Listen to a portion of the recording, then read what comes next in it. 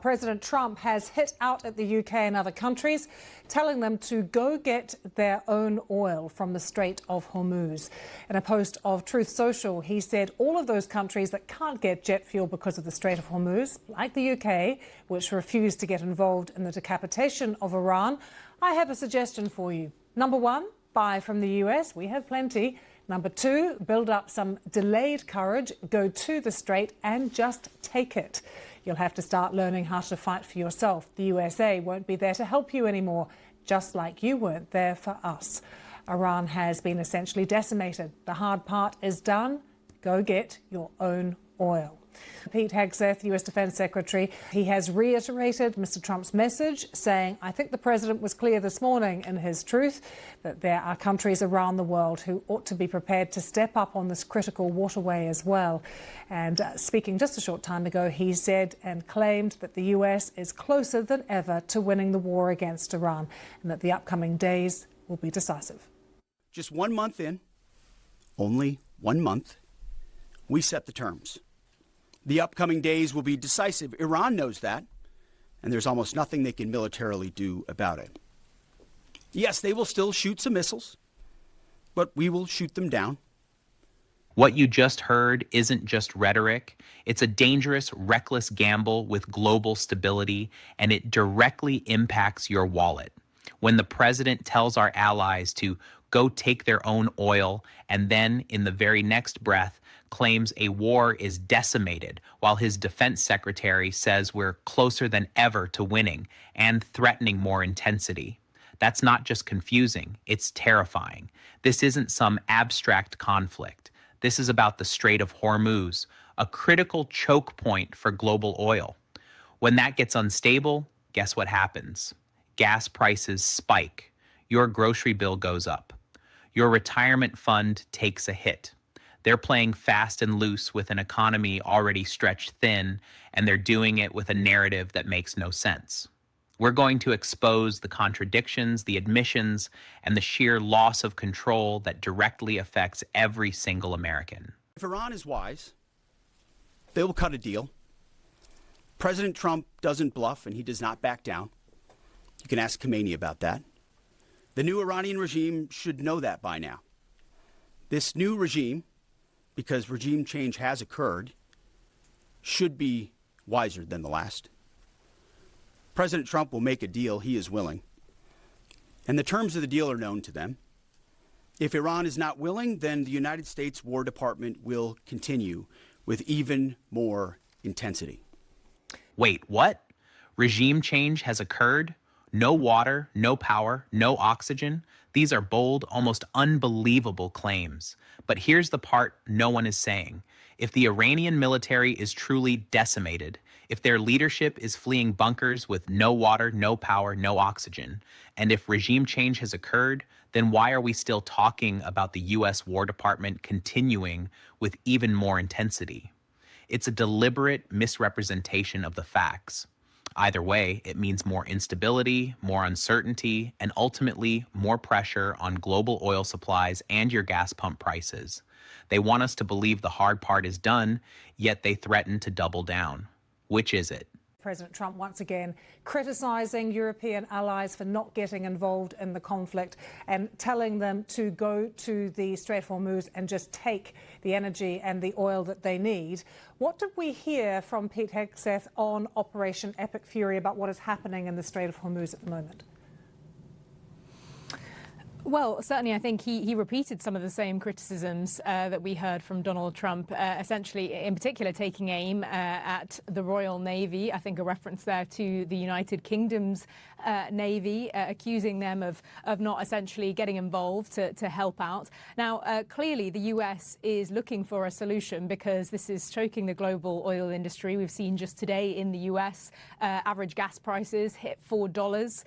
So this is starting to be felt around the country, but around the world too, in terms of the financial markets sliding as well, all of which are putting pressure on the US administration to try and find a kind of solution. Now, at the moment, Iran is controlling traffic in and out of the Strait of Hormuz and is charging any vessels millions of dollars if they want to get in or out. Pay attention to this. The reporter just confirmed what we all feel at the pump. gas prices hitting $4 across the U.S. That's measurable. That's documented. When Iran can effectively choke a global oil choke point like the Strait of Hormuz, charging millions of dollars for passage, it's not just a geopolitical problem. It's a problem that hits your wallet directly. This is where it gets serious. This isn't theoretical. This is about Americans paying more for everything because of instability that is, frankly, being fueled by contradictory messaging and a lack of clear strategy. They talk tough, but who pays the price? You do. Every time you fill up your tank, every time you buy groceries, you are paying for their inability to navigate this crisis with any semblance of competence or consistency. This is the you pay pillar in stark relief. Now, that is something which the US wants to negotiate away, essentially. What's interesting, though, is we just heard there from Hegseth talking about Iran knowing the terms of the deal that the US wants to strike. Now, the US, as far as we know, had previously set out various things it was willing to negotiate on. This included, for example, essentially the end of Iran's any ambitions of a nuclear program, a severe reduction in its missile capacity, as well. Iran, though, has previously said that it wants, for example, negotiations around having sovereignty over the Strait of Hormuz in the way that it has at the moment, or wants to negotiate around compensation for the damage that has been done during this war. So it does seem that we are hearing these increasingly contradictory statements about what potential terms of negotiations may be, but also whether talks are actually even happening at the moment. Pete Hegseth doubled down on the US's claim that talks are ongoing, that there's constructive progress underway. But all that we've heard out of Iran so far suggests that there aren't even any formal negotiations that have started so far. If this kind of breakdown matters to you, this is exactly what we do here. This entire situation is a masterclass in they don't know. The U.S. claims talks are ongoing with constructive progress, while Iran says no formal negotiations have started so far. That's not just a minor disagreement. That's a fundamental disconnect on the most critical diplomatic front. It's on the record. How can you negotiate a deal, let alone end a war, if one side insists talks are happening and the other denies it entirely? This isn't just confusing, it's dangerous. It shows a profound loss of control over the diplomatic process. It means there's no clear path forward, only more uncertainty, which again translates directly into volatile oil markets and higher prices at the pump for you. This isn't just bad communication, it's a recipe for continued chaos and economic pain. I think where the terms of this have slightly changed is that initially I think the US was clearly angling for regime change, something which Pete Hegseth says has happened, although as far as we're aware, it is, the Iranian regime is still in power there. We don't exactly know who it is that the US says it is negotiating with. And I think one thing that isn't very clear at the moment, as I say, is that on the one hand you have the US saying that it is carrying out these talks, that if Iran makes a deal, that will be the way for this to end. But as far as we know, Iran says that those talks aren't ongoing. Here we go again. Regime change has happened, says Pete Hegseth. But the reporter immediately points out the Iranian regime is still in power. And then the kicker, we don't exactly know who it is that the U.S. says it is negotiating with. Seriously? That's not how that works. This isn't just contradictory. It's an admission of profound incompetence and a complete loss of control. How can you claim victory, claim regime change, and claim to be negotiating a deal when you can't even identify your negotiating partner? This isn't just a minor detail. It's fundamental. This level of confusion or deliberate obfuscation means that any claims of progress are built on sand. It means the instability will continue, the threats will continue, and the impact on global oil supplies and your gas prices will continue. This is the they don't know pillar in flashing neon lights. And I think Iran will want to be clear that it is not prepared to necessarily just come to the negotiating table only on the US's terms, not least because I think Iran is also skeptical of the fact that in the past, when there have been negotiations ongoing over reaching some kind of nuclear deal. Notably, last June, for example, Iran then did come under attack by the US and Israel. So I think there is sort of skepticism from the Iranian side about whether talks will be a front for further military attacks, for example. At the moment, we are hearing this sort of two-pronged approach from both Pete Hegseth and Donald Trump, which is, on the one hand, we want a deal. We want Iran to come to the negotiating table. They know what the terms are that we've set in front of them.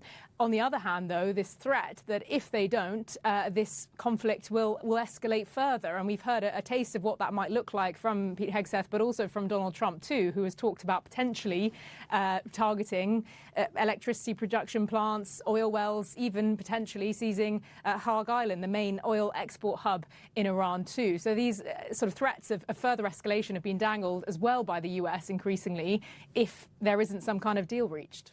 But here's the part no one is saying loud enough. The U.S. is dangling threats of targeting electricity production plants, oil wells, even potentially seizing Hog Island, the main oil export hub in Iran. This isn't diplomacy. This is economic warfare that will inevitably backfire on us.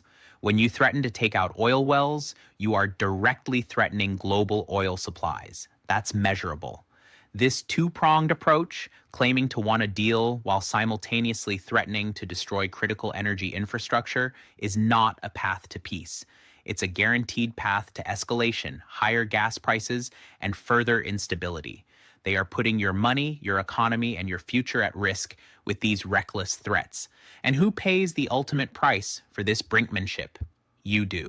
The picture is clear: a chaotic, contradictory approach to a critical global conflict that is directly impacting your wallet. From gas prices to global stability, the cost of this political bluster is being paid by everyday Americans. If you want to stay ahead of the spin and understand how these policies truly affect you, make sure to like this video, subscribe to Partisan Pulse, and hit that notification bell. We'll keep cutting through the noise because your financial future and our nation's stability depend on it.